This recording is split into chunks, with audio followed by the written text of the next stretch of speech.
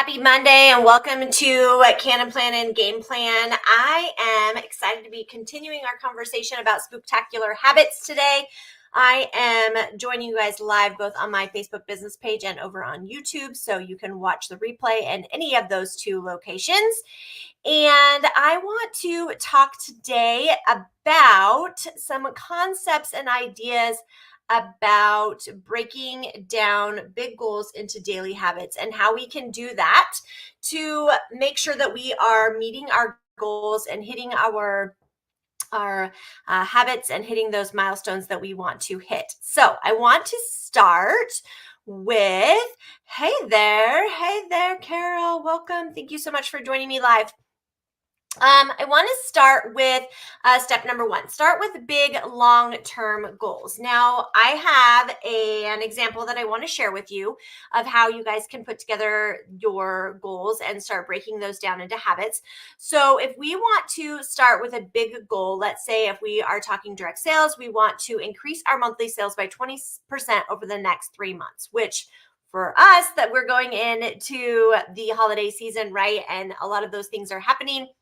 We're getting ready for Black Friday sales and Thanksgiving and Christmas and all of that fun stuff. So we are thinking about increasing our sales by 20%.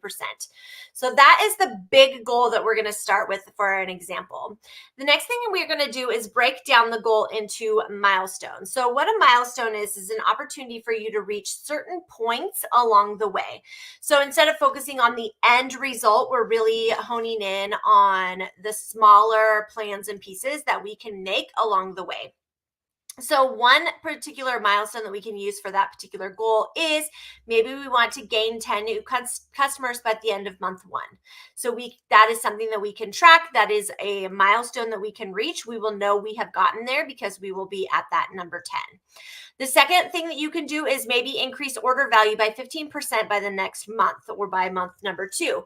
This will include, again, a measurable amount. We are going to be able to see that you can take account of what you've sold and be able to adjust that to determine whether or not you've hit that mark. A third milestone is maybe secure 5 repeat orders for existing customers by the end of the 3rd month. So these are 3 different milestones that you can easily track. 1, gain 10 new customers. 2, increase the order value by 15%. And 3, secure 5 repeat orders. Again, a great way for you to track milestones. All right, now that we know different milestones along the way, we've set our big goal, we have our little milestones. How can we turn those into daily habits? Well, we are going to identify the milestones, which we already did, and then we're going to create daily habits to match. So number 1 milestone was gain 10 new customers. An example of a habit you can create is reach out to 5 new people daily. You can do this via maybe you're in specific groups that talk about that your ideal client are a part of. You can start conversations in comments. You can, and we're not going to talk about spammy, nasty, sending weirdo messages, right? It is building authentic relationships with people via conversations that you have in groups that you're in. Maybe you're in a vendor event and you can reach out to these people that way. So reach out to 5 new people daily. The second one is the milestone was increase order value by 15%. So something that you can do to help you with that is maybe you're going to highlight product bundles or upsell opportunities in your content. So that means finding what 15% or finding out what your average sale is now. What kind of upsells would you need to make 15%? Is it including a bundle? Is it creating an upsell of a particular item that you can share with customers? So being able to highlight those particular products in your social media content or what you are sharing on your various channels. The third milestone was secure 5 repeat orders. And maybe the habit that you do with that is send personalized follow-up messages to 3 customers daily. Again, something that you can track, something that you can do, something that you can maintain on a daily basis. All right, Number 4, make habits small and consistent. What we need to realize is we don't want to overwhelm ourselves by taking big steps. Small actions compound every day. I'm sorry, I think I got a piece of cat hair in my eye a little bit earlier and it's really bothering me. All right, so stick to the goal and habits you picked above. No need to overextend yourself. So there's no reason for you to go out there and like really do things that are way off the wall if they don't really have anything to do with the goal that you are currently working on. And I wanted to share a quick story with you about developing habits. And this one is going to have maybe some reality to it because we've kind of watched it happen with the hurricane and all of those kinds of things. When you start with a small stream, it becomes a mighty river, right? Over the time. And sometimes it can be destructive, and sometimes it can just be serene, and sometimes it can be something that can be beneficial to the environment. Obviously with Helene and with Milton, these things are a little bit out of control. They're destructive. And so we don't want our habits to become that way. But I want to read you this little thing about a small stream and a mighty river and the analogy that goes with it. So every mighty river starts as a humble stream. Often it emerges from a mountain spring or a small glacial melt. It's easy to overlook as it's at its origin, just as it's easy to underestimate the power of a small, consistent habit when you first start. The journey as the stream flows downhill, it is joined by other streams, which gradually grows in size. And this mirrors how tiny actions, when combined with consistency and other complementary habits, become more substantial over time. Then there's a situation where it's going to overcome obstacles. On its path to becoming a river, a stream encounters rocks, fallen trees, and various terrain.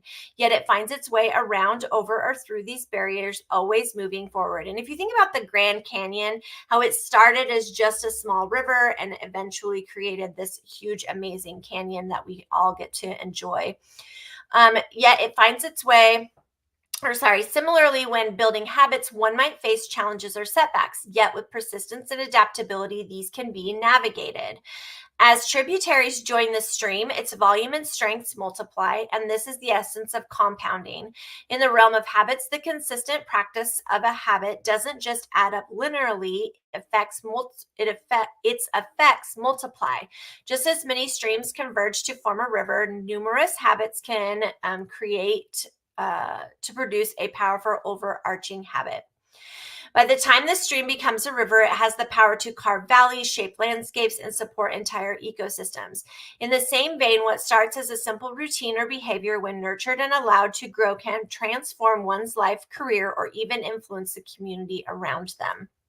Now, obviously, with the instance of our hurricanes and all of those terrible, terrible things that have been happening on the East Coast, we can see that habits can also take a bad trajectory, right? If it's not the correct habit, it can create discourse and injury and all those other things. So I want you to really think about, as you are setting a habit and creating it, is this something that's going to positively affect your business, or is it something that's going to negatively affect your business? So let's think about, maybe you are working on a habit where you again want to increase your sales, but instead you choose to mindlessly scroll TikTok and Instagram reels, and that's a habit that you take up every single day.